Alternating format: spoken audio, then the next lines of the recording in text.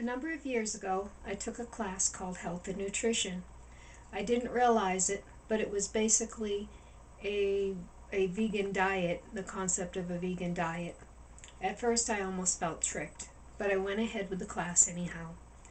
I was starting to become more aware of how important it is to take care of your body and your health, and that's why I signed up for the class in the first place. But I did also have some weight to lose.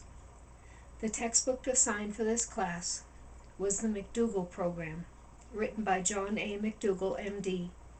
Dr. McDougall shows in his book a list of diseases caused by the typical rich Western diet. He lists a total of 34, including systemic diseases like allergies, arthritis, heart attacks, and hypertension. The list includes bowel disorders such as colitis, constipation, gallstones, polyps, and ulcers, as well as 7 different types of cancers. He states that diet is a primary causative factor in all of the listed diseases. He writes that heredity is also a factor, the difference being that heredity is not in our control, but diet is. Dr. McDougall claims that with the right diet, you are not only able to lose excess weight, but also regain health and appearance, discontinue medication, and avoid surgeries. He shares that at the young age of 7, his body was already starting to react to some of the foods that he took in. He suffered from stomach aches and constipation regularly.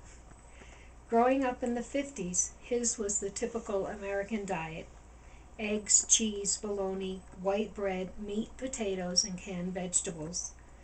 Meals also included big glasses of whole milk. That's the same diet I grew up on, and with the same problems as Dr. McDougall. Not far into McDougall's freshman year of college, he had a stroke, which was unusual for a man his age. It was this time spent in the hospital that gave him the desire to become a doctor. When he finished medical school, he moved to Hawaii with his wife. About this time, the stomach aches that he had experienced since childhood got that much worse. He also started noticing that the patients that were being treated for high blood pressure, diabetes, heart disease, among other things, were not progressing towards wellness. It was during a conversation with a local farmer that started an eye-opening experience for young Dr. McDougall. The farmer asked him if he ever questioned his patients about their diet. He realized he didn't, and that it was something that medical students weren't taught to do. But he started to ask. Many of Dr. McDougall's patients were Japanese, Chinese, and Filipino. He started seeing a difference in the diet and the health of his older patients compared to their younger counterparts. The older patients ate a diet mainly of rice and vegetables and a little bit of fish, but very little meat.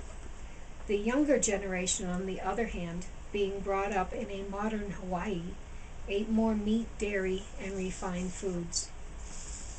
This all led to Dr. McDougall's own change in diet and health issues for the better.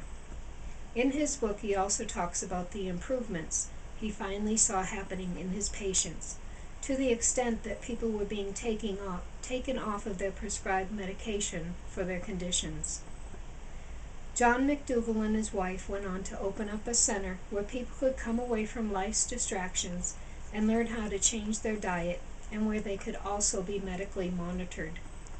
Dr. McDougall's wife became instrumental in creating vegan and vegetarian recipes for the center. The program at the center is a 12-day program.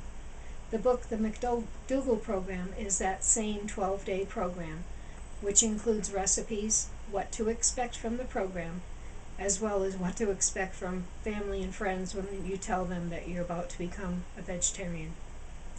Today, Dr. McDougall seems to be going strong. He has a Facebook page that is current. He has also written numerous books, including Dr. McDougall's Digestive Tune-Up and The Starch Solution. When I took the class, I didn't follow the program exactly, but I did change my diet to go along with the basics of what Dr. McDougall suggested. I lost 35 pounds over that summer, and I felt wonderful. I have since yo-yoed with weight loss, but I still eat very little meat, dairy, and fats. I eat whole grains instead of white, and way more fresh vegetables and fruits than I used to. I am definitely convinced that diet has a huge effect on our health, and I try not to let that conviction get away from me. Now, if Dr. McDougall could figure out the emotional eating problem I have, but I guess that's another speech.